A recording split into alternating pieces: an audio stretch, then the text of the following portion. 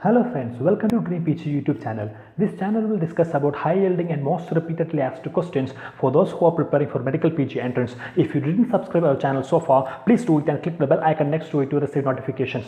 Feel free to click the like button and share your comments. Hello friends, welcome to Dream PG YouTube channel. Today we will discuss about non-union. There are two types of non-union, hypertrophic and atrophic.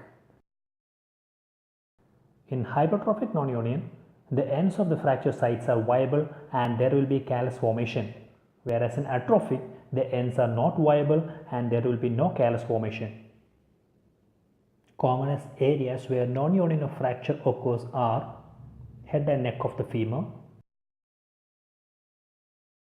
body of talus, scaphoid.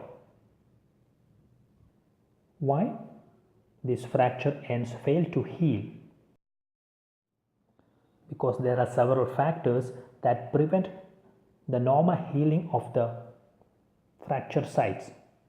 They are smoking, age of the patient, medical conditions like diabetes mellitus, hypothyroidism, low vitamin D3 level, lack of blood supply. The most important factor that prevent the normal healing of the fracture site is inadequate immobilization. Micromotion is necessary for the formation of callus, which in turn helps in fracture healing, whereas excess motion prevents the callus formation. Other factors which prevent the fracture healing includes infection and soft tissue interposition.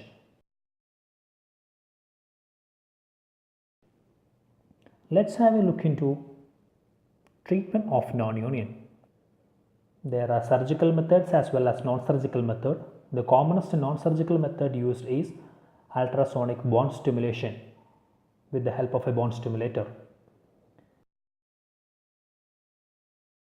Surgical methods includes bone graft, internal fixation and external fixation.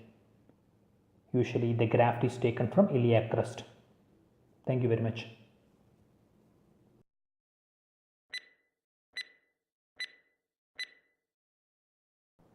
Let's answer this question. Most common cause of non-union is option A, infection, option B, inadequate immobilization, option C, ischemia, option D, soft tissue superimposition. Yeah, that's it guys.